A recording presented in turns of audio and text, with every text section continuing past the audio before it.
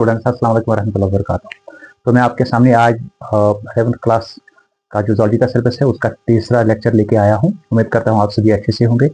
और before we will start our basic lecture of our this chapter, मैं पहले कहना चाहूँगा, किसी ने आज पूछा था कि हमने पहले क्लासिकल ज़ूलॉजी का जो पोर्शन है वो ही क्यों स्टार्ट किया। आगे हमारे जो है मॉलिक्यूलर बायोलॉजी का पोर्शन था, सेल बायोलॉजी का पोर्शन था, या फिजियोलॉजी का पोर्शन था, मॉर्फोलॉजी का पोर्शन था। वो बड़े इंटरेस्टेड टॉपिक्स उसके अंदर होते हैं, हम उसी से स्टार्ट करते हैं। यूजुअली कोचिंग सेंटर से बाकी जगहों पे उन्हीं टॉपिक्स को जो है उन्हीं से स्टार्ट किया जाता है।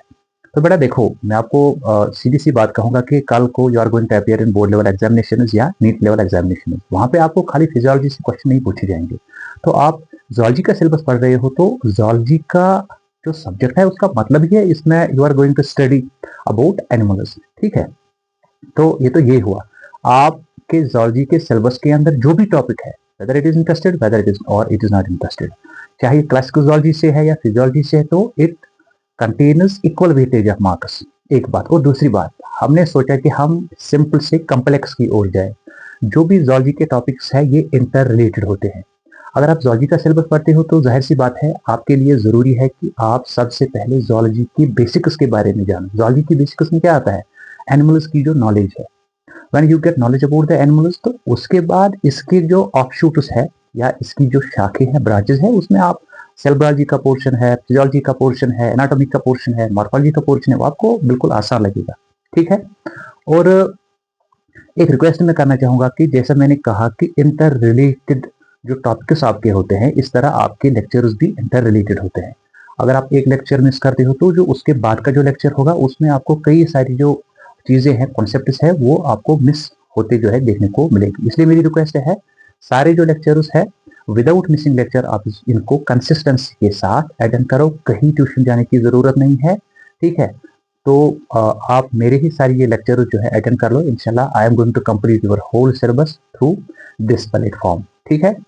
और एक क्वेश्चन किसी बच्चे ने पूछा है आज कि जो क्लासिफिकेशन सिस्टमैटिक्स है तो उसके बारे में थोड़ा। असल में जो क्लासिफिकेशन एंड सिस्टमैटिक्स या बायोसिस्टमैटिक्स है, या जो हमने अब तक के 2 लेक्चर दिए, ये सारा का सारा जो पोर्शन है वो बॉटनी के सिलेबस के अंदर आता है। अगर आप बॉटनी के सिलेबस के अंदर देखोगे, पहले यूनिट में आपको लिविंग वर्ल्ड के बारे में जानना है, वहां पर भी आपको concept of life, living organism, ठीक है, और वहां पे आपको जानना है why there is need of classification. उसमें आपको कुछ बेसिक कंसेप्ट है, जैसे कैरेक्टराइजेशन है, नॉमेनक्लेचर है, क्लासिफिकेशन है, बाइनोमियल सिस्टम ऑफ नॉमेनक्लेचर है, रोल ऑफ कैरोलस लीनियस है, ठीक है, and role of R H Whittaker. ठीक है, ये सारी चीजें आपको बॉटनी के अंदर डिटेल्ड आपको जो है इनका वो पढ़ना है। अब मैंने पहले 2 लेक्चर्स क्यों दिए? जैसा मैंने पहले कहा, inter relationship among different topics. अगर मैंने डायरेक्ट आपके सिलेबस का जो पहला मेन टॉपिक है एनिमल किंगडम वो उठाया होता, शायद आपके जहन में क्वेश्चन आता कंसेप्ट ऑफ लाइफ के बारे में, जो बेसिक ऑर्गेनिज्म्स के बारे में, लिविंग या living organism, how we should call a thing whether it is living और नॉन लिविंग। ये कुछ बेसिक कॉन्सेप्ट से इनसे यहाँ पे हमने एक बेस बनाई। उसके बाद हम आ रहे हैं अपने मेन टॉपिक पे। इसलिए पहले मैंने वो 2 टॉपिक्स है वो कंप्लीट किए, आज हम पहले मेन टॉपिक पे आ रहे हैं। तो हमारा आज का जो टॉपिक रहेगा वो रहेगा regarding animals and their basis of classification. तो जो सारे लिविंग ऑर्गेनिजम्स है, ठीक है, ये सारे लिविंग ऑर्गेनिजम्स जब आप बॉटनी वाले पोर्शन में इनके बारे में पढ़ोगे, इनकी क्लासिफिकेशन के बारे में, इनकी नीड जो मैंने पहले ही कहा, तो उसके बाद एक टाइम पे आप पढ़ लोगे आर एच विटाकर्स क्लासिफिकेशन, जिसने तमाम लिविंग ऑर्गेनिजम्स को डिवाइड किया है इनटू 5 किंगडम्स। बड़ी जो रैंक होती है, बड़ी कैटेगरी जो होती है वो किंगडम की होती है। ठीक है। जिस तरह आपके स्कूल में मॉर्निंग असेंबली के बाद आपको 12th class, 11th class, 9th 10th so on and so fourth अपने रेस्पेक्टिव क्लासेस में आपको जाने के लिए कहा जाता है, तो आपकी जो बड़ी क्लास स्कूल में होती है वो जैसे 12th या 11th की होती है, तो अकॉर्डिंगली आपको बड़ी क्लासेस में रखा जाता है। इसी तरह जब आप क्लासिफिकेशन में पढ़ोगे वहां पे आप जो बड़ी बड़ी जो कैटेगरीज पढ़ोगे, वहां पे किंगडम की जो कैटेगरी है इसकी रैंक आप टैक्सोनॉमिक हायरार्की में हायर लेवल पे देखोगे। तो वहां पे 5 किंगडम सिस्टम ऑफ क्लासिफिकेशन में आप किन लिविंग ऑर्गेनिजम्स को एनिमल्स कहोगे, वो हमें यहाँ से स्टार्ट करना है इन जूलॉजी सिलेबस। तो जो लिविंग ऑर्गेनिजम्स है उसके बारे में आपने जाना, किसको हम क्यों लिविंग ऑर्गेनिज्म कहेंगे। उसके बाद एक लिविंग ऑर्गेनिज्म को हम क्यों एनिमल कहेंगे। ठीक है, what are the basis that you are going to declare a living organism as an animal. ठीक है, तो आपको जहन में रखना है कि एक लिविंग ऑर्गेनिज्म के पास 4 बेसिक चीजें जो है वो होनी चाहिए to declare it an animal. सबसे पहला चीज जो है वो है मल्टी सेल्यूलैरिटी। देखो मल्टी सेल्यूलरिटी में क्या हम देखते हैं कि जो एनिमल की बॉडी होती है that should be made up of body is made up of many cells, many cells. ठीक है, जब आप एक लिविंग ऑर्गेनिज्म को देखोगे अगर वो एनिमल है तो उसकी बॉडी के अंदर more than one cell at least होना चाहिए। ठीक है, तो जो हमने पहले एक कॉन्सेप्ट देखा था that was what, that was cellular organisation. ठीक है, सेल्यूलर ऑर्गेनाइजेशन में हमने देखा था कि there was a unique arrangement, there was a unique arrangement of different compartments of a cell. And जो कंपार्टमेंट्स हैं सेल के, ठीक है, उसमें एक मेन कंपार्टमेंट है न्यूक्लियस। अगर आप सेल्यूलर ऑर्गेनाइजेशन की बात करोगे तो उसमें न्यूक्लियस है, उसमें अदर मेम्ब्रेन बाउंड स्ट्रक्चर्स है जैसे मिटोकॉन्ड्रिया है, जैसे राइबोसोम्स है, ठीक है, जैसे एंडोप्लाज्मिक रेटिक्यूलम है, जैसे गोल्गी अपैरेटस है एक्स्ट्रा। इन सब ऑर्गेनेल्स के बारे में हमें सेल बायोलॉजी में इनका डिटेल्ड अकाउंट जानना है। अभी हमें देखना है सेल्यूलर ऑर्गेनाइजेशन को लेके, अगर एक सेल है उसके अंदर जो डिफरेंट कंपार्टमेंट्स है तो वो कंपार्टमेंट सारा रेस्पेक्टिव वर्क करते हैं और रेस्पेक्टिव वर्क करने के बाद they are all together acting as a single unit that is cell. तो सेल्यूलर ऑर्गेनाइजेशन को लेके अगर एक लिविंग ऑर्गेनिज्म एनिमल है तो उसमें सिंगल सेल यानी सब सेल्यूलर ऑर्गेनाइजेशन नहीं होती है, उसमें सेल्यूलर लेवल ऑफ ऑर्गेनाइजेशन होती है, यानी उसकी जो बॉडी होती है that should be made up of more than one cell, that is called the multicellularity. So an organism which is going to itself declare as an animal, इसके पास एक main character होना चाहिए that is multicellularity, presence of more than one cell और multiplication of cells within the single body of that very respective organism. ठीक, और दूसरा character उसके पास होना चाहिए जो उसके पास अब ये सेल्स हैं दे शुड बी यूकैरियोटिक। जो हमने यहाँ पे देखा अगर एक सेल यूकैरियोटिक है तो उसके पास membrane bound and well developed nucleus होना चाहिए, उसके पास membrane bound well developed organelles होना चाहिए जो हमने वहां लिखा, जैसे यही मिटोकॉन्ड्रिया है, जैसे गोल्गी अपैरेटस है, जैसे रफ एंडोप्लाज्मिक रेटिक्यूलम है, जैसे स्मूथ एंडोप्लाज्मिक रेटिक्यूलम है। ठीक है, इस तरह के कई सारे जो ऑर्गेनेल्स हैं वो प्रिवेल करने चाहिए within the cell. A cell is declared as an eukaryotic cell when it is very advanced, when it has well developed membrane, nucleus and membrane other respective organelles to perform their respective functions under the mechanism or under the rule of under the rule of division of labor, sorry for inconvenience. तो division of labour के लिए वहां पे जो different compartment है organelles है वो अपना रेस्पेक्टिव फंक्शन परफॉर्म करते हैं। तो एक ऑर्गेनिज्म को एनिमल होने के लिए मल्टीसेल्युलरिटी का होना जरूरी है और उनके अंदर जो सेल्स है उनका यूकैरियोटिक नेचर जो है वो होना जरूरी है। तो सेल्यूलर ऑर्गेनाइजेशन में यहाँ पे सेल जो है वो यूकैरियोटिक होनी चाहिए। ठीक है, number next feature is heterotrophic mode of nutrition. ठीक है, देखो हेटेरोट्रॉपिक मोड ऑफ न्यूट्रिशन क्या है, इन विच एक लिविंग ऑर्गेनिज्म डिपेंडेंट होता है फॉर द ऑर्गेनिक फूड। यहाँ पे एक मिसकॉन्सेप्ट अक्सर बच्चों में होता है कि हेटेरोट्रॉपिक मोड ऑफ न्यूट्रिशन का मतलब है जब एक लिविंग ऑर्गेनिज्म अपना फूड खुद प्रिपेयर नहीं करता है, और ऑटोट्रॉपिक का मतलब है कि जब एक लिविंग ऑर्गेनिज्म अपना फूड खुद तैयार करता है। असल में ये मिसकॉन्सेप्ट है। अगर ये कॉन्सेप्ट सही है, आपके घर में आपकी जो अम्मी है वो तो फिर ऑटोट्रॉफ हो गई क्योंकि वो अपनी चाय अपना खाना सब कुछ खुद बनाती है। ठीक है, अगर ये डेफिनेशन सही है कि autotrophic organism that which is having ability to prepare its own food by itself, तो आपके घर में आपकी अम्मी ऑटोट्रॉफ हो गई, बाकी सारे लोग आप उस पर डिपेंडेंट हो क्योंकि वो आपको खाना तैयार करके देती है और आप हेटेरोट्रॉफ हो गए। But this definition is wrong.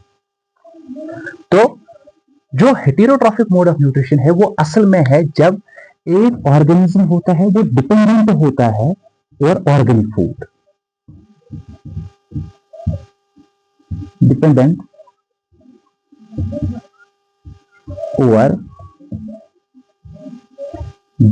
और ऑर्गेनिक फूड। देखो autotrophic mode of nutrition plants में होता है, प्लांट्स फोटोसिंथेसिस के जरिए से अपना जो फूड है वो तैयार करते हैं। कहां से? From water, from carbon dioxide in presence of light. ठीक है, वाटर एंड कार्बन डाइऑक्साइड क्या है, ये तो इनऑर्गेनिक कंस्टिट्यूएंट यूनिट्स है। अगर हमें एज एन एनिमल्स कोई वाटर एंड कार्बन डाइऑक्साइड कितना भी देंगे तो हमारी सेल्स इतनी एबिलिटी नहीं रखते हैं कि वो सनलाइट का इस्तेमाल करके इनऑर्गेनिक कंस्टिट्यूएंट यूनिट्स को ऑर्गेनिक कंस्टिट्यूएंट यूनिट जैसे ग्लूकोज, सिट्रिक एसिड में कन्वर्ट कर सकते हैं। क्यों? क्योंकि हमारे अंदर जो एबिलिटी नहीं है, हमारे अंदर एबिलिटी है कि हम ऑर्गेनिक फूड से ही अपना नेक्स्ट ऑर्गेनिक फूड अपने लिए तैयार करते हैं। जैसे ऑर्गेनिक फूड में प्रोटीन, लिपिड, कार्बोहाइड्रेट, विटामिन, ये सारी चीजें आती है। When you are dependent over the organic food, it means you are dependent over other living organisms, plants, animals, etc. ठीक है, उसको कहते हैं heterotrophic mode of nutrition. If you are a living organism and you are living your life through heterotrophism, then you have chances that you may be declared as an animal. तो next and last feature जो है वो है lack of cell wall. जो आपकी यानी आप अगर एनिमल हो तो आपके अंदर जो सेल्स है there should be presence of no cell wall. ठीक है, एंड जो आप फूड हासिल करते हो फ्रॉम द एनवायरनमेंट, वो फूड जो आप लेते हो वो लेते हो through holozoic means. Holozoic means में आप एनवायरनमेंट से फूड लेते हो और उस फूड को आपने अपनी बॉडी के अंदर जो है इनकॉर्पोरेट करना होता है through a process known as injection. Injection के बाद अदर प्रोसेसेस होती है, digestion, assimilation, absorption and other things. ये सारी चीजें जो है वो होलोजोइक मोड ऑफ न्यूट्रिशन में आती है और वो होलोजोइक मीन्स में जो फूड का इनकॉर्पोरेशन करना, उस इनकॉर्पोरेशन को कहते हैं इंजेक्शन। तो अगर आप एक एनिमल हो, ठीक है, और एनिमल होने के नाते आप इंजेक्शन पे डिपेंडेंस रखते हो, हेटेरोट्रोपिज्म पे डिपेंडेंस रखते हो, तो जरूरी हो बनता है आपके लिए कि आप अपने फूड को चेज करो, जिसके बारे में हम आगे जानेंगे।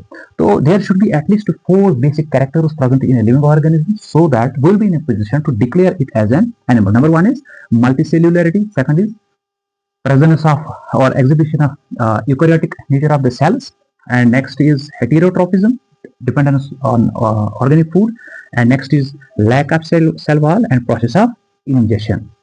अगर आपके पास ये 4 बेसिक कैरेक्टर्स है तो आप एक एनिमल हो। सो लिविंग ऑर्गेनिज्म में से जिन लिविंग ऑर्गेनिज्म के पास ये 4 कैरेक्टर्स हैं तो उन ऑर्गेनिज्म को हम एनिमल्स डिक्लेयर करते हैं और उन सारे एनिमल्स को एक बड़ी रैंक में हम रखते हैं, एक बड़ी किंगडम में रखते हैं, what is then called as kingdom Animalia और animal kingdom.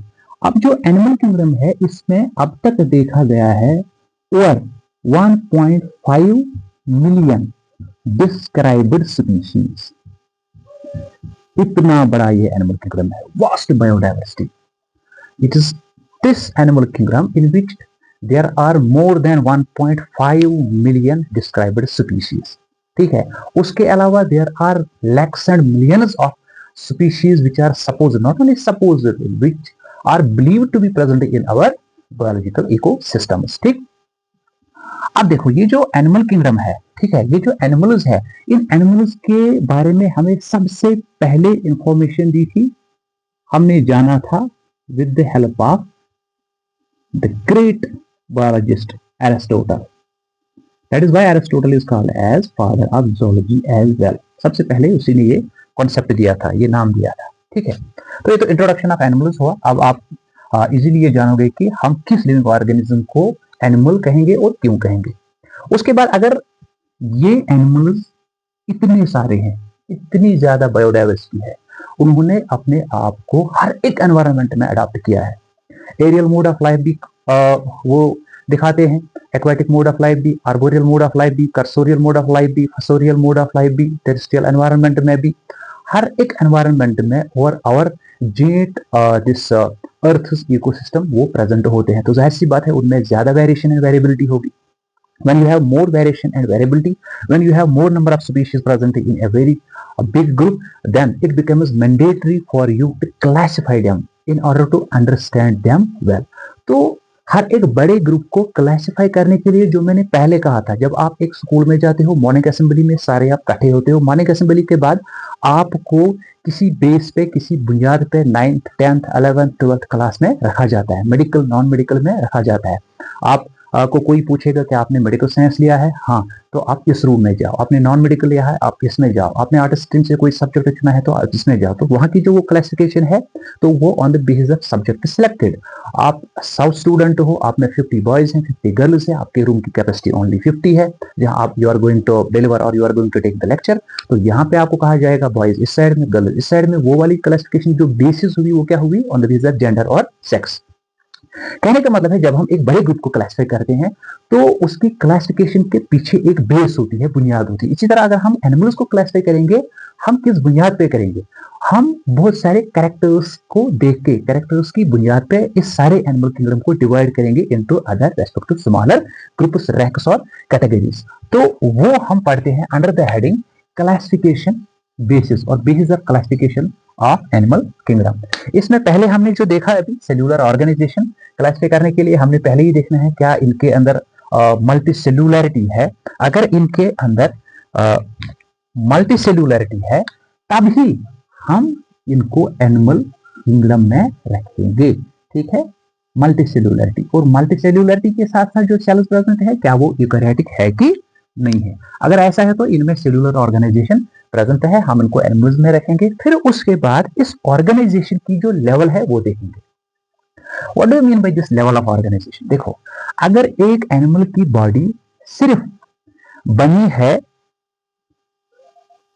With the aggregation of more than one cell, एक से ज्यादा hundreds and thousands of cells अगर उनकी एग्रीगेशन से एक एनिमल की बॉडी बनी है तो वो जो लेवल है वो बेसिक लेवल हुई, and that is called as this cellular level of organisation. That is called as cellular level of body organisation. Animal kingdom में जो पहला ग्रुप फाइलम देखा गया है, जो आजकल हम उसको एज ए सब किंगडम भी पढ़ते हैं, वो है पोरिफेरा, ठीक है। इनको स्पॉन्जेस भी कहते हैं। तो Porifera constitutes the first group, the first phylum और first subkingdom of the animal kingdom in which level of organization is cellular। उनकी बॉडी में हम आगे देखेंगे उसका डिटेल्ड अकाउंट। उनकी बॉडी में सिर्फ मोर देन वन सेल्स प्रेजेंट होते हैं, कोई टिश्यू प्रेजेंट नहीं होता है। जब एक एनिमल की बॉडी सिर्फ मल्टीप्लीकेशन ऑफ सेल्स से बनी हो और इसमें सिर्फ सेल एग्रीगेशन हो और वो बॉडी बनी हो तो लेवल ऑफ ऑर्गेनाइजेशन जो है वो बेसिक है, and that is called as cellular level of body organisation. Example is Porifera. And next is tissue level. Next is tissue level. देखो, अब जो एनिमल्स है अगर उनकी बॉडी बनी है विद डिफरेंट टिश्यू, एक टिश्यू एक वो सेल एग्रीगेट है जिसमें ग्रुप ऑफ सेल हो, उनका ओरिजिन सेम हो और यूजुअली वो कॉमन फंक्शन परफॉर्म करते हो, उसको टिश्यू बोलते हैं। अगर say there are hundreds of cells, there are 100 cells present in the body of an organism, और उन 100 सेल्स का जो ओरिजिन है वो कॉमन है, कॉमन बेसिक लेयर उससे बने हैं, ठीक है। When origin is common and mostly they are performing the similar functions, तो उस सेल के उस ग्रुप को हम कहते हैं टिश्यू। अगर एक एनिमल की बॉडी बनी है टिश्यू से, यानी उसमें लेवल ऑफ ऑर्गेनाइजेशन है टिश्यू की, आप उसकी बॉडी को खोलते हो, एनाटॉमिकली स्टडी करते हो, आपको बहुत सारे टिश्यूज देखने को मिलते हैं, तो उस लेवल ऑफ ऑर्गेनाइजेशन को टिश्यू लेवल ऑफ ऑर्गेनाइजेशन कहते हैं। फॉर एग्जांपल इसमें हम जो नाइडेरिया या सिलेंट्रेटस है वो पढ़ते हैं, फॉर एग्जांपल नाइडेरिया, ठीक। And next level of organization is organ. Organ level. अब देखो, अब अगर ये मल्टीपल टिश्यूज, एक tissue A, tissue B, tissue C, ये आपस में मिले और इन्होंने ये इकट्ठे हुए और उन्होंने एक पर्टिकुलर फंक्शन को परफॉर्म करने की कोशिश की है, एक पर्टिकुलर फंक्शन परफॉर्म की, तो उस ग्रुप ऑफ टिश्यूज को performing A common function, forming a common group, उसको हम कहते हैं ऑर्गन, ठीक है। तो अगर एक एनिमल की बॉडी ऑर्गन से बनी है तो लेवल ऑफ ऑर्गेनाइजेशन उसके अंदर क्या कहलाती है? Organ level of body organisation. For example इसमें हम पढ़ते हैं दिस platyhelminthes,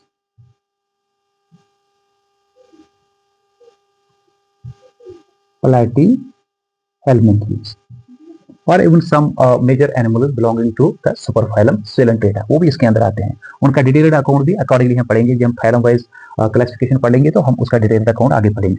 उसके बाद है organ system level of body organisation.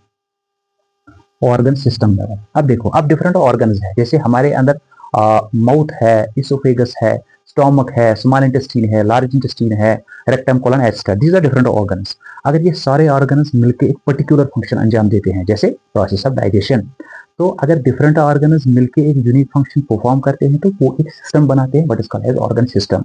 अगर एक एनिमल की बॉडी बनी है डिफरेंट सिस्टम से, जैसे आपकी बॉडी बनी है digestive system, respiratory system, excretory system, nervous system, integumentary system, locomotor system, isn't it? Different systems. They have been combined with one another, and ultimately they have resulted in the formation of the body.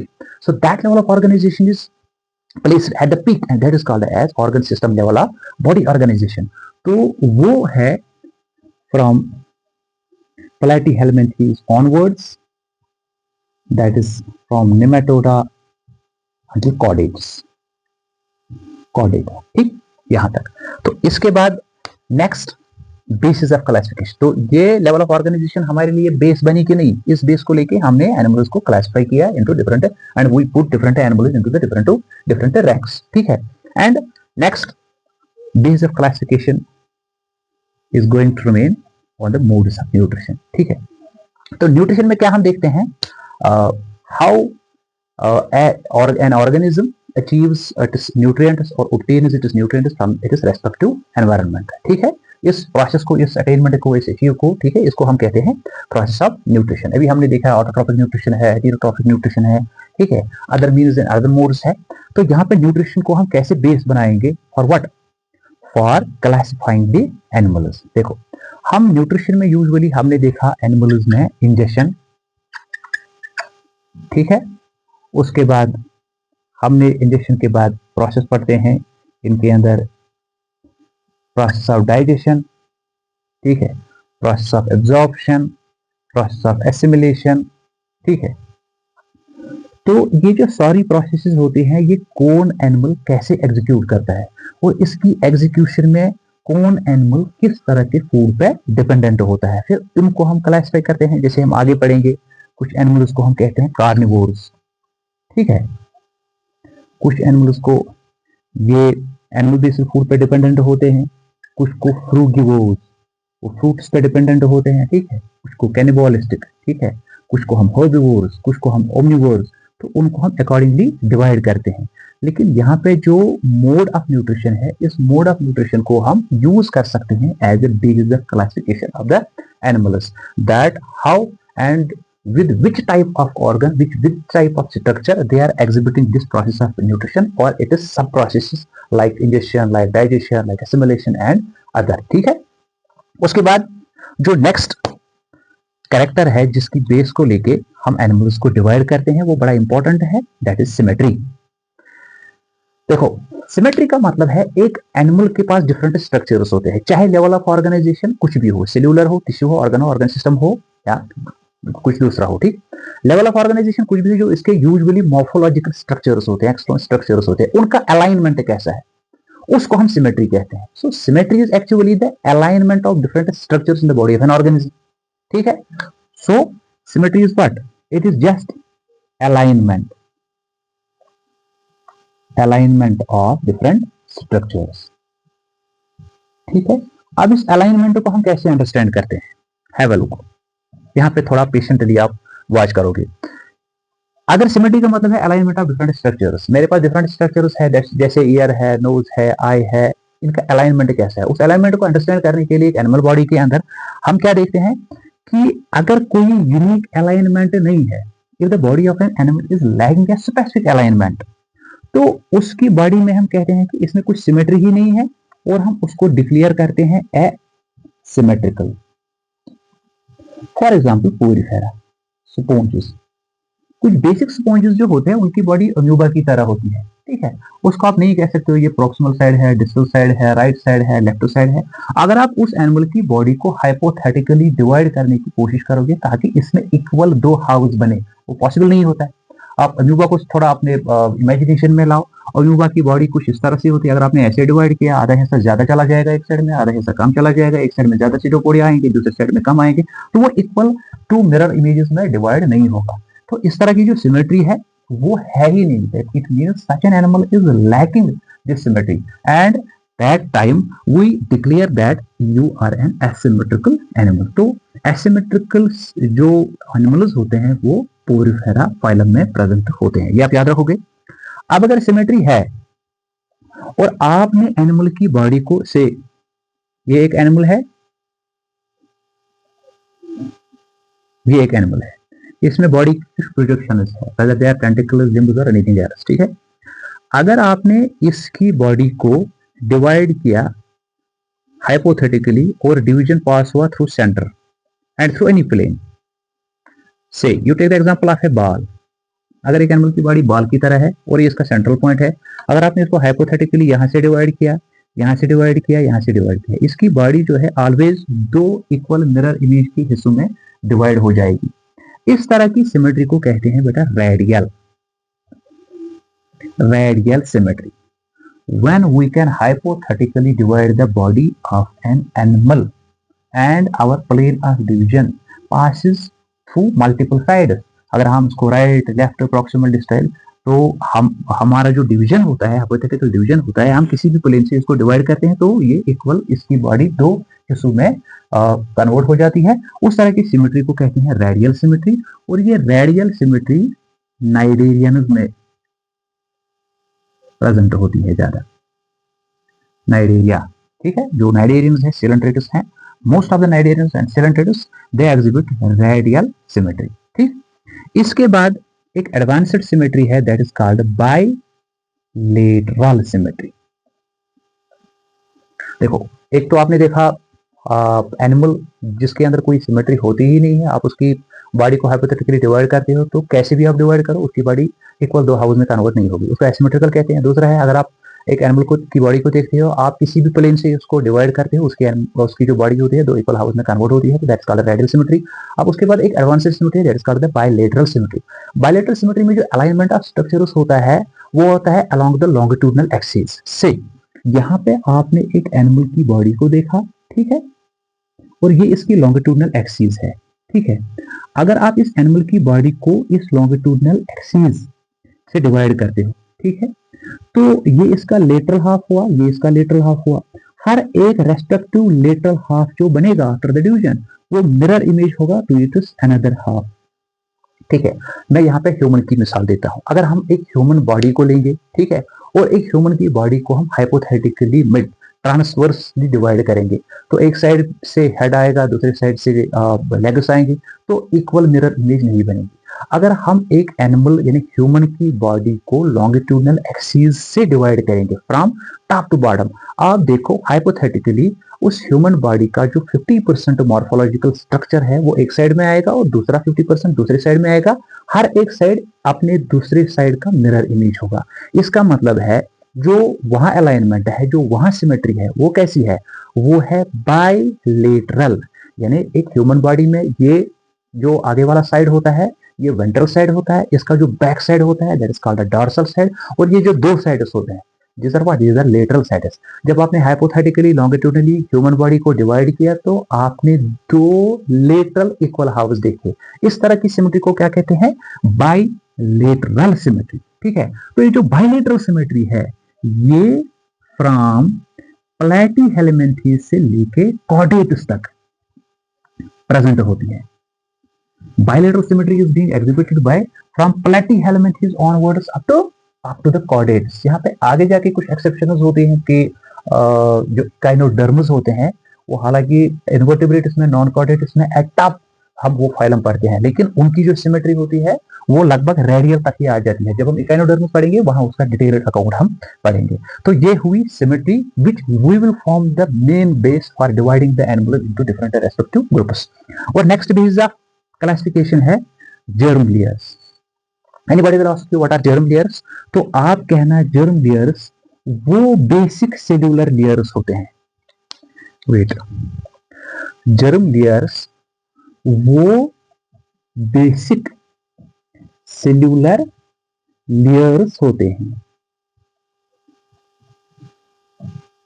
During embryonic development. During embryonic development हर एक animal की जो body बनती है उसमें पहले एक stage होता है that is called embryonic stage, ठीक है। तो एम्ब्रियोनिक स्टेज का जो पहला स्टेज होता है, पहले सिर्फ सेल्स बनती है, उन्हीं सेल्स से डिफरेंट ऑर्गन्स एंड स्ट्रक्चर्स बनते हैं। तो पहले कुछ बेसिक लेयर्स बनते हैं एम्ब्रियोनिक स्टेज में, उन्हीं बेसिक सेलुलर लेयर्स से बाकी सारे ऑर्गन, सारी सेल, सारे स्ट्रक्चर्स बनते हैं। इसलिए उन बेसिक सेल्यूलर लेयर्स को कहते हैं germ layers. So germ layers are basic cellular layers during embryonic development from which all structures, cells, tissues, organs develop। ठीक है, इसको हम कहते हैं जर्म लेयर। तो जो जर्म लेयर्स होते हैं, एक एडवांस्ड जो एनिमल होता है जैसे कॉर्डेट्स हैं, ठीक है, उनके अंदर ये 3 लेयर्स होते हैं। सबसे पहले during the course of development 3 layers होते हैं एक एडवांस्ड एनिमल में। से दिस इज 1 लेयर, ये एक्सटर्नल थोड़ा होता है। उसके बाद से ये दूसरा लेयर है, ठीक है, और उसके अंदर और एक लेयर होता है जैसे ये है। तो एक एडवांस्ड एनिमल के एम्ब्रियो के अंदर हमने 3 लेयर्स बने देखे, एक एक्सटर्नल, दूसरा मिडल में और तीसरा इंटीरियर में। जो एक्सटर्नल वाला लेयर बनता है उसको कहते हैं एक्टोडर्म, जो मिडल में बनता है उसको कहते हैं मेसोडर्म, और जो इंटरनली बनता है उसको कहते हैं endoderm. So for an advanced animal there is prevalence of 3 basic germ layers, ectoderm, mesoderm and endoderm. याद रखो। अब ये जर्म लेयर्स को कैसे हम एक बुनियाद, एक बेस बनाएंगे एनिमल्स को डिवाइड करने के लिए आगे। देखो, अगर एक एनिमल के पास सिर्फ 2 लेयर्स है उसको हम कहेंगे डिप्लोब्लास्टिक। क्या कहेंगे? डिप्लोब्लास्टिक। तो जो डिप्लोब्लास्टिक है इसकी एग्जांपल है सीलंट्रेटा। जब हम इंडिविजुअली इन सारे फाइलम्स को पढ़ाएंगे फिर आपके लिए आसान होगा। जब वहां पे हम ये कैरेक्टर पढ़ेंगे they are diploblastic in nature, तब आपको पता चलेगा ये जो एनिमल है इनके एम्ब्रियो के अंदर सिर्फ 2 ही जर्म लेयर बने। तो इसके बाद नेक्स्ट जो है वो एनिमल जिनके पास 3 लेयर्स हैं, 3, उनको हम कहते हैं ट्रिप्लोब्लास्टिक। ट्रिप्लोब्लास्टिक। तो यहां से फिर से फ्रॉम प्लैटीहेल्मिन्थेस टू कॉर्डेटा जितने भी एनिमल्स आते हैं वो ट्रिप्लोब्लास्टिक है। तो जर्म लेयर्स वो बेसिक सेलुलर लेयर्स एम्ब्रियो के होते हैं जहां से कोई भी नेक्स्ट फ्यूचर सेल, टिश्यू या ऑर्गन बनता है, ठीक है। और ये जर्म लेयर्स अगर 3 है तो उस एनिमल को हम ट्रिप्लोब्लास्टिक कहते हैं from Platyhelminthes onwards up to the Chordata. और अगर ये जर्म लेयर सिर्फ 2 है, ठीक है, जैसे एंडोडर्म है एंड एक्टोडर्म है, तो उस एनिमल को हम डिक्लेयर करते हैं कि आप डिप्लोब्लास्टिक हो, यानी आपके पास 2 ही जर्म लेयर्स है। जैसे नाइजीरियंस है उनमें सिर्फ internal layer and external layer होता है, उनमें मेसोडर्म नहीं होता है। हालांकि आप किसी भी बुक को देखोगे वहां पे आप देखोगे उनके इंटरमीडिएट रीजन में मेसोग्लिया होता है। Mesoglea is non cellular, that is not mesoderm. यहाँ पे कंफ्यूजन नहीं होना चाहिए। जो वो एनिमल्स होते हैं उनमें एक्सटर्नल एंड इंटरनल लेयर होता है, एक्टोडर्म एंडोडर्म होता है, लेकिन इंटरमीडिएट में मेसोग्लिया है। But mesoglea is not a mesoderm germ layer, ये आप ध्यान में रखोगे। उसके बाद है बॉडी कैविटी, ठीक है।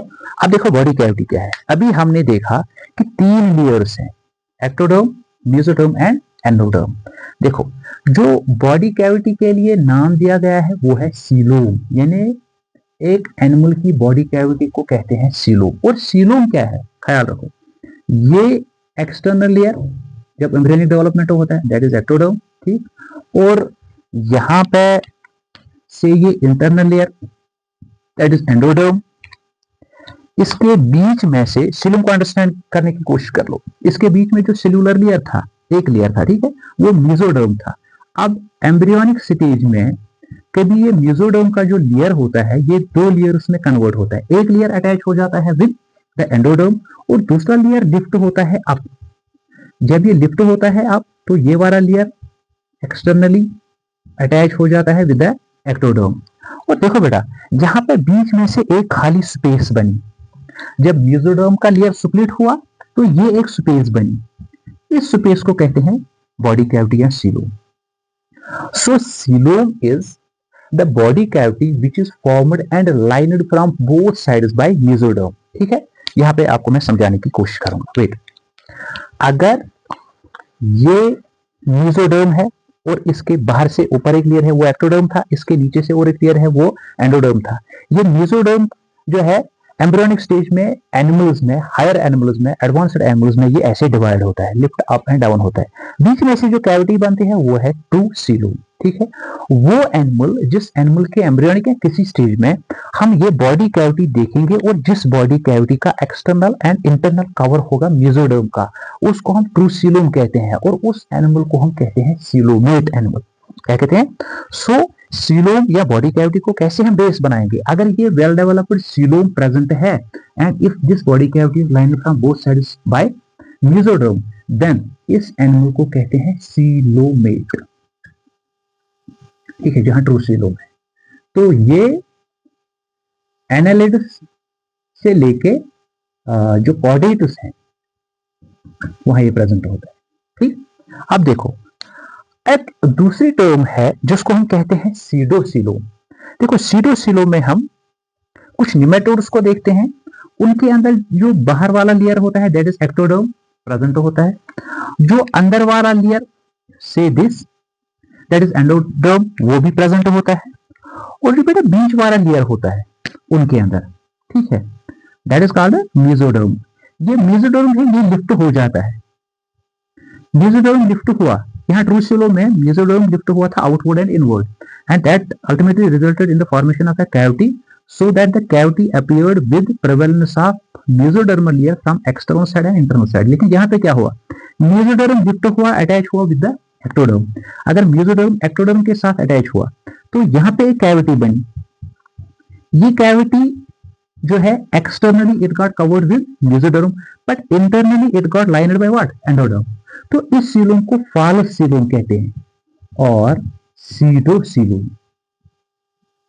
याद रखो, अगर अब जो मेसोडर्म का सेल्यूलर लेयर है वो लिफ्ट तो हुआ, वो उसने कैविटी तो बनाई। यहां फिर से मैं आपको एग्जांपल देने की कोशिश करूंगा। यहाँ पे हमने देखा था मेसोडर्म लिफ्ट हुआ था आउटवर्ड एंड इनवर्ड, यहाँ कैविटी बनी थी, यहाँ भी मेसोडर्म, यहाँ भी मेसोडर्म, बीच में जो कैविटी है वो सीलोम है। अब यहाँ पे क्या हुआ, यहाँ पे सारा का सारा मेसोडर्म लिफ्ट हुआ, ठीक है, तो ये एक्सटर्नल एक्टोडर्म के साथ अटैच हुआ, और यहाँ पे जो स्पेस बनी उस स्पेस का जो दूसरा साइड था वो क्या था, वो अब है endoderm. When body cavity is formed in such a way that it is one side is covered by mesoderm but another side is not covered by mesoderm, it is covered by endoderm, that very coelom is not coelom but that is false coelom, so that is covered from one side by mesoderm but not from the other side by the mesoderm, इसलिए हम इसको pseudocoelom या false coelom कहते हैं, और ये एस्केलेमेंथीज में present होता है और निमेटोड्स में ये प्रेजेंट होता है। और ये तो दो कैटेगरीज हुई एनिमल्स की, एक वो जिनमें ट्रू सीलोम है तो सीलोमेट, वो जिनमें फॉल्स सीलोम है तो सीडोसीलोमेट, और एक कैटेगरी है एसीलोमेट। कभी 2 या 3 जर्मिनल लेयर्स तो हैं लेकिन कोई कैविटी बनी ही नहीं, ना फॉल्स कैविटी बनी ना ट्रू कैविटी बनी, जिसमें लोअर जैसे नाइडेरियंस हैं, जैसे जैसे टीनोफोर्स हैं, ठीक है, उनके अंदर तो 3 लेयर्स या प्लेटिहेल्मिंथेस 3 लेयर्स तो बने या 2 लेयर्स बने, तो उन 3 या 2 लेयर्स में से कहीं पे कोई बॉडी कैविटी बनी ही नहीं, तो उनको हम किस कैटेगरी में रखते हैं, एसीलोमेट। तो सीलोम या बॉडी कैविटी के बेस पे हमने एनिमल्स को डिवाइड किया इनटू 3 कैटेगरीज, सीलोमेट, सीडोसीलोमेट एंड एसीलोमेट। ठीक, उसके बाद नेक्स्ट कैरेक्टर है सेगमेंटेशन। देखो सेगमेंटेशन का मतलब है when the body of N animal is divided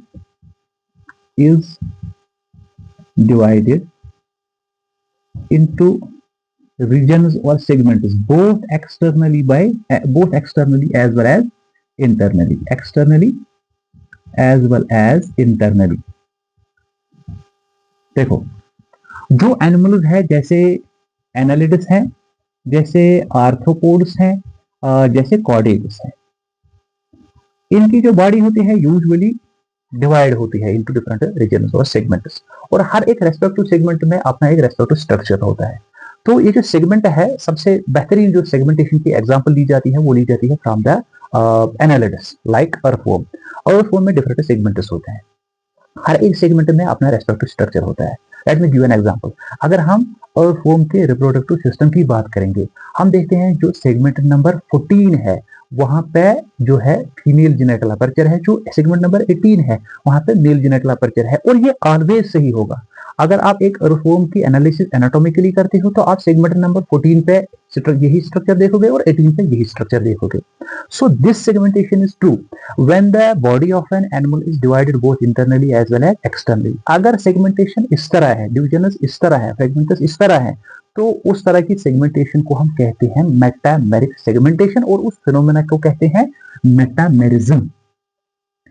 metamerism. तो आगे जाके हम एनिमल्स को जब क्लासिफाई करेंगे हम देखेंगे whether the body is metamerically divided or not, is there presence of metameric segmentation or not, is there true segmentation or false segmentation. तो ये भी एक बेस बनती है for the classification of the animals. And number next is presence of notochord. देखो embryonic development में 3 layers हमने पहले देखे, जर्मिनल लेयर्स बनते हैं, एक एक्टोडर्म बनता है, wait I will use another colour, एक एक्टोडर्म बनता है, एक मेसोडर्म बनता है और एक एंडोडर्म बनता है. मैंने कहा ये 3 वो बेसिक लेयर्स बनते हैं जिनसे सारे स्ट्रक्चर्स बनते हैं.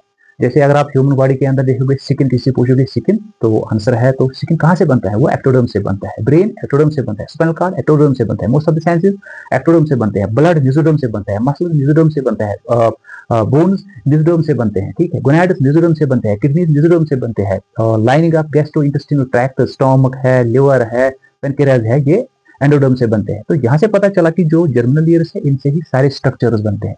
और ये जो जर्मिनल लेयर में एक मेन लेयर है मेसोडर्म. एक एम्ब्रियोनिक स्टेज में ऐसी हालत होती है कि जो ये एनिमल की बॉडी बनती है, इस एनिमल की बॉडी में मिडल रीजन पे एक कॉर्ड लाइक स्ट्रक्चर बनता है फ्रॉम द मेसोडर्म, ठीक है, जिसको हम कहते हैं नोटोकॉर्ड. नोटोकॉर्ड की बेस पे हम एनिमल्स को डिक्लेयर कर सकते हैं कि आप कॉर्डेट्स हो या नॉन कॉर्डेट्स. अगर नोटोकॉर्ड एनिमल की बॉडी के अंदर प्रेजेंट है तो वो कॉर्डेट है.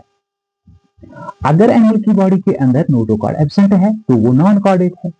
Non chordate. देखो नॉन कॉर्डेट इसमें हम पढ़ते हैं पोरिफेरा, हम पढ़ते हैं टीनोफोरा, नाइडेरिया, प्लेटीहेल्मिंथेस, एस्कहेल्मिंथेस, ठीक है, नेमेटोड्स पढ़ते हैं, annelids, arthropods, molluscs, echinodermata and even up to hemichordata का जो फाइलम है, यहाँ तक सारे के सारे जो फाइलम्स हैं वो हम नॉन कॉर्डेट्स में पढ़ते हैं. उसके बाद जो फाइलाज है जैसे यूरोकॉर्डेट है, सेफेलोकॉर्डेट है, ठीक है, एंड उसके अलावा जो बाकी एनिमल्स हैं वो सारे के सारे हम पढ़ते हैं कॉर्डेट्स में, क्योंकि उनके पास नोटोकॉर्ड उनके लाइफ के हिस्ट्री में कहीं ना कहीं किसी न किसी स्टेज पे प्रेजेंट होता है. तो नोटोकॉर्ड की बेस पे हमने एनिमल्स को डिवाइड किया into chordates and non chordates. Next feature जो हम एनिमल्स का देखते हैं वो है लोकोमोशन, ठीक है.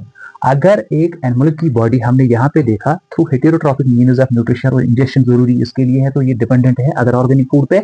अदर ऑर्गेनिक फूड प्रेजेंट होगा अदर लिविंग ऑर्गेनिजम्स में, ठीक है. तो इसे इस एनिमल को फूड अटेन करने के लिए एक दूसरे लिविंग ऑर्गेनिज्म तक चेज करना पड़ेगा. इसलिए इसको ऐसे मूवमेंट से एग्जिबिट करने हैं कि वो अपने फूड आइटम तक पहुंचे, अपने ऑर्गेनिक सोर्स ऑफ फूड तक पहुंचे. उस तरह की मोशन को जिसमें ऐसे मूवमेंट्स हो और एनिमल की बॉडी डिस्प्लेस हो. एक तो मूवमेंट हो, मैं अपनी जगह बैठा हूं, मैंने यहाँ पे अपने आर्म्स को मूव किया, हेड को मूव किया, ठीक है, ये तो कॉमन मूवमेंट्स है, ठीक है.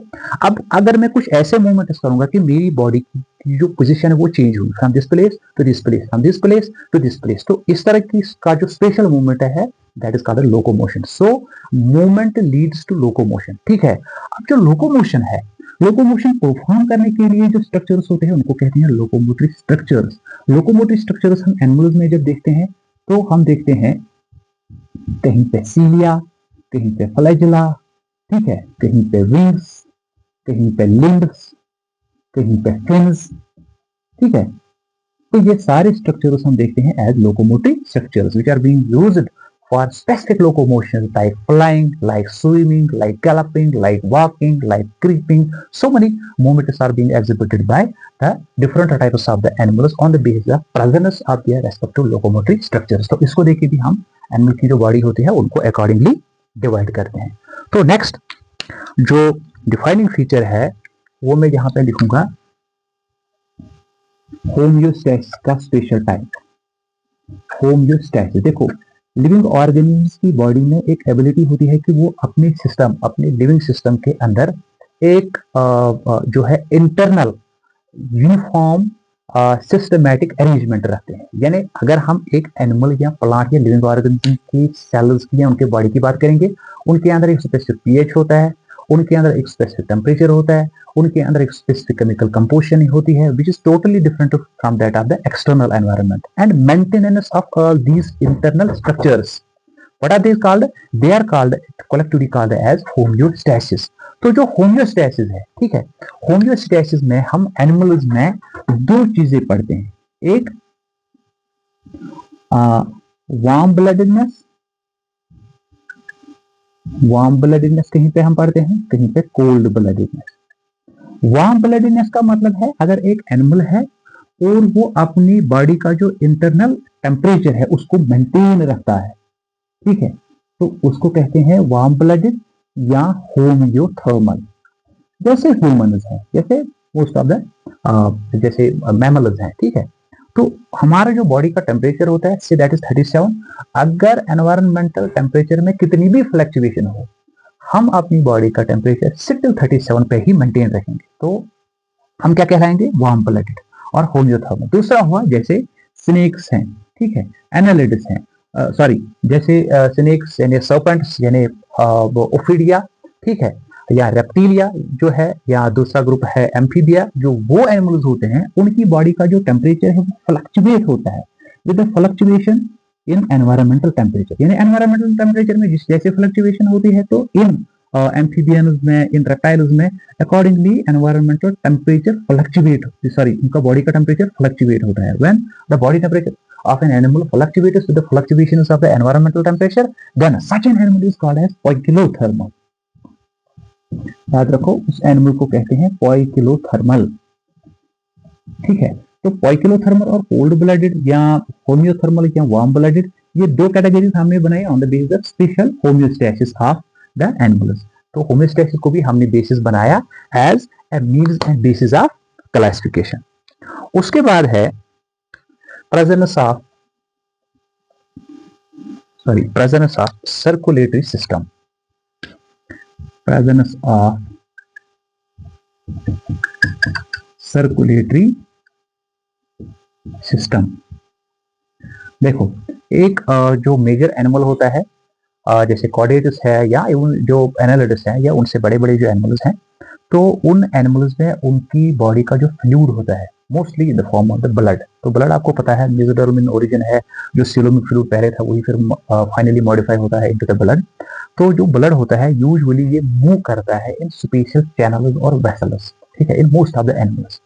अगर सर्कुलेटरी सिस्टम एक एनिमल का ऐसा है कि उसकी बॉडी का जो फ्लूइड यानी ब्लड है वो मूव करता है इन द चैनल्स और वेसल्स, ठीक है, तो उस तरह के सर्कुलेटरी सिस्टम को हम कहते हैं क्लोज्ड ब्लड सर्कुलेटरी सिस्टम, ठीक है। जैसे एनालिडस है, जैसे कॉर्डेटस है, तो ये हुआ क्लोज्ड ब्लड सर्कुलेटरी सिस्टम। दूसरा है ओपन ब्लड सर्कुलेटरी सिस्टम। अगर एक एनिमल में ब्लड तो है लेकिन वो ब्लड मूव नहीं करता है इन स्पेसिफिक चैनल्स और वेन्स और आर्टरीज और ब्लड वेसल्स, डायरेक्टली मूव करता है through special spaces which are called as blood lacunar spaces. Say this is an animal, मैं एक एनिमल, यहाँ पे मैं कॉकरोच की say this the body of a for example cockroach. इस कॉकरोच में यहाँ पे 13 चैम्बर्ड हार्ट होता है जो हमें आगे डिटेल में पढ़ना है। इस हार्ट से ब्लड को मूव किया जाता है और ये जो ब्लड है ये सीधे डायरेक्ट ओपन स्पेसेस में चला जाता है, ठीक है, and the tissues of the respective animal get directly bathed into what? Into this blood without presence of any blood vessel. Such a system of circulatory means is called as open circulatory system. तो circulatory system दो तरह के हो सकते हैं, या open type अगर blood vessel नहीं है, directly blood lacunae blood species हैं जिसमें टिश्यू डायरेक्टली बात करते हैं into the blood, और दूसरा है closed circulatory system जिसमें blood मूव करता है, ट्रैवल करता है through special channels, through special vessels, what are called as blood vessels, तो उसको कहते हैं closed blood circulatory system। तो इसको देख के भी हमने एनिमल्स को डिवाइड किया into two categories। Next is reproduction. पहले ही हमने देखा कि रिप्रोडक्शन एक ऐसा यूनिक प्रोसेस है मोस्ट ऑफ द एनिमल्स का जो वो परफॉर्म करते हैं बिफोर देयर इंडिविजुअल डेथ, और जिसके बदौलत वो अपनी तरह का टाइप, काइंड या स्पीशीज बनाते हैं, अपनी प्रोजेनी को आगे बढ़ाते हैं, अपने काइंड को आगे बढ़ाते हैं। In which there is again and again synthesis और the production of the new animals, of the new organism of the same kind type, ठीक है, तो उसको कहते हैं रिप्रोडक्शन। रिप्रोडक्शन को कैसे हम बेस बनाएंगे for the classification of the animal kingdom, कि अगर रिप्रोडक्शन में इन्वॉल्वमेंट ऑफ गैमीट हुआ तो हम कहेंगे ये सेक्सुअल रिप्रोडक्शन है। अगर इन्वॉल्वमेंट ऑफ गमीट नहीं हुआ तो हम कहेंगे एसेक्सुअल रिप्रोडक्शन है। Most of the animals exhibit reproduction through sexual means, there are a few animals which also exhibit their respective reproduction through asexual means। asexual means में वो फ्रेगमेंटेशन है, वो जिम्यूल फॉर्मेशन है, ठीक है, बर्ड फॉर्मेशन है, ये कुछ 2-3 एसेक्सुअल मीन्स यूज करते हैं for the purpose of reproduction. लेकिन ज्यादातर एनिमल्स में रिप्रोडक्शन सेक्सुअल मीन्स से ही होते हैं, जिसमें इन्वॉल्वमेंट ऑफ गमीट होते हैं। हालांकि फिर सेक्सुअल रिप्रोडक्शन में भी कुछ डिफरेंट टाइप्स होते हैं, वो हम सेक्सुअल रिप्रोडक्शन जब आगे पढ़ेंगे उसमें वो डिक्लेयर करेंगे। तो रिप्रोडक्शन को भी हम एक बुनियाद बनाते हैं for the classification of the animal kingdom. Next is respiration, ठीक है। अब जो रेस्पिरेशन है, रेस्पिरेशन में मेन जो गैसेस होते हैं जैसे ऑक्सीजन, उसको फाइनली यूटिलाइज किया जाता है for the combustion, for the controlled combustion और oxidation of the glucose, where from energy is liberated or the biological energy which is in the form of the ATP। तो respiration में हम यही देखते हैं, लेकिन रेस्पिरेशन परफॉर्म करने के लिए जो स्ट्रक्चर्स होते हैं वो वेरी हो जाते हैं एनिमल्स में, ठीक है। कहीं पे जो रेस्पिरेशन है वो बॉडी सरफेस होती है, ठीक है। कहीं पे जो हम रेस्पिरेशन देखेंगे वो एक स्पेसिफिक स्ट्रक्चर देखेंगे कॉल्ड एज टिनिडिया, ठीक है। कहीं पे हम रेस्पिरेशन देखेंगे उसमें स्ट्रक्चर इन्वॉल्व होगा इंटीगुमेंट यानी सिकल, ठीक है। कहीं पे रेस्पिरेशन के लिए यूज करेंगे बुक लंग्स, ठीक है। कहीं पे बुक गिल्स, ठीक है। कहीं पे लंग्स, कहीं पे गिल्स, यानी डिफरेंट एनिमल्स डिफरेंट स्ट्रक्चर्स का इस्तेमाल करते हैं to perform their process of respiration. तो इस बुनियाद पर भी हम डिफरेंट एनिमल्स को अकॉर्डिंगली अपने रेस्पेक्टिव टैक्सोनॉमिक रैंक्स में या कैटेगरीज में रखते हैं। And number next feature is excretion. देखो लास्ट टाइम में हमने एक यूनिक फीचर पढ़ा ऑर्गेनिज्म्स का, वो था मेटाबॉलिज्म, जिसमें हमने देखा कि metabolism is actually sum total of all biochemical reactions. जब बायोकेमिकल रिएक्शंस होंगी, हमने एक सिंपल सी एक केमिकल रिएक्शन दी थी जिसमें हमने देखा था C6H12O6 was getting divided into CO2 plus H2O plus energy. यहाँ पे चलो H2O को छोड़ो, ये जो CO2 यहाँ पे बना, अगर मैं आपसे पूछूंगा क्या इस CO2 की जरूरत है एक एनिमल को? अगर आपकी बॉडी के अंदर रेस्पिरेशन होता है, जब टिश्यू लेवल ऑफ रेस्पिरेशन आप पढ़ते हो तो वहां पे ग्लूकोज ब्रेक डाउन होता है, फाइनली वहां पे रिलीज ऑफ कार्बन डाइऑक्साइड होता है। तो ये जो कार्बन डाइऑक्साइड बना, क्या इसकी आपको जरूरत है? आपको भी नहीं सर, हमें इसकी जरूरत नहीं है। जब एक एनिमल के अंदर कोई ऐसा प्रोडक्ट बनता है जो एनिमल होता है, जब उसको उसकी जरूरत नहीं होती तो उसके लिए मैंडेटरी होता है कि वो उसको बाहर निकाले, ठीक है। उसको उस अनवांटेड प्रोडक्ट को बाहर निकालने की जो प्रोसेस होती है उसको कहते हैं एक्सक्रीशन, ठीक है। और जो बाहर निकाला गया प्रोडक्ट है उसको कहते हैं एक्सक्रीटरी प्रोडक्ट। तो एक्सक्रीटरी प्रोडक्ट जैसे CO2 भी एक्सक्रीटरी प्रोडक्ट है, ठीक है। जब हम टिश्यूज के अंदर होल प्रोसेस ऑफ ये जो रेस्पिरेशन देखते हैं या होल प्रोसेस ऑफ मेटाबॉलिज्म देखते हैं, फिर हम मेटाबॉलिज्म ऑफ कार्ब देखते हैं, मेटाबॉलिज्म ऑफ प्रोटीन देखते हैं, मेटाबॉलिज्म ऑफ लिपिड देखते हैं, वहां हमें आगे जाके देखने को मिलता है कि हमें ये चीज अंडरस्टैंड होता है, अगर लिपिड का मेटाबॉलिज्म होगा, लिपिड का कंटेंट ज्यादा होगा तो हमारी बॉडी में एबिलिटी होती है, usually most of the animals की बॉडी में एबिलिटी होती है वो उस एक्स्ट्रा लिपिड को स्टोर करता है। अगर कार्ब्स ज्यादा होंगे तो वो भी स्टोर होता है इन the form of carbs, in the form of glycogen, in the form of the lipid etcetera. अगर दूसरा कोई चीज जैसे विटामिन्स है वो ज्यादा होते हैं तो वो स्टोर हो जाता है। लेकिन अगर लिपिड ज्यादा अगर प्रोटीन ज्यादा होता है, एनिमल की बॉडी के लिए मैंडेटरी होता है कि वो उस प्रोटीन को यूटिलाइज करे, डिग्रेड करे और वहां से वो एनर्जी बनाए और कुछ अनवांटेड प्रोडक्ट्स, एक्सक्रीटरी प्रोडक्ट्स बनाए, ठीक है। तो जो प्रोटीन का मेटाबॉलिज्म है, प्रोटीन के मेटाबॉलिज्म को लेके एनिमल्स के बॉडी के अंदर एक्सक्रीटरी प्रोडक्ट्स डिफरेंट फॉर्म्स में बनते हैं। या एक्सक्रीटरी प्रोडक्ट बनेगा यूरिया ज्यादातर, या बनेगा यूरिक एसिड, ठीक, या बनेगा अमोनिया। मैं एक बार रिपीट करता हूं, process of excretion is that very process in which the body of an animal has the ability of removing its unwanted product. So many unwanted products are there. तो यहाँ मैंने प्रोटीन के metabolism को लेके मैंने कहा कि जब इनका मेटाबॉलिज्म होता है, जिनका मकदार ज्यादा होती है बॉडी में, तो इन प्रोटीन को फाइनली कन्वर्ट किया जाता है into the energy substances and some unwanted products. अगर अनवांटेड प्रोडक्ट एक एनिमल में अमोनिया बना, ठीक है, उस एनिमल के लिए जरूरी होता है वो अमोनिया को ही एक्सक्रीट करे, और अमोनिया एक्सक्रीट करने वाले एनिमल को कहते हैं अमोनियोटिलिक। क्या कहते हैं? अमोनियोटिलिक। तो अमोनिया को एक्सक्रीट करने के लिए ज्यादा पानी की जरूरत होती है, इसलिए जो एक्वेटिक एनिमल्स होते हैं उनमें अम्यूनोटेलिज्म या अम्यूनोटेलिक मीन्स ऑफ एक्सक्रीशन होता है। तो ये एक कैटेगरी हुई, फॉर एग्जांपल फिश।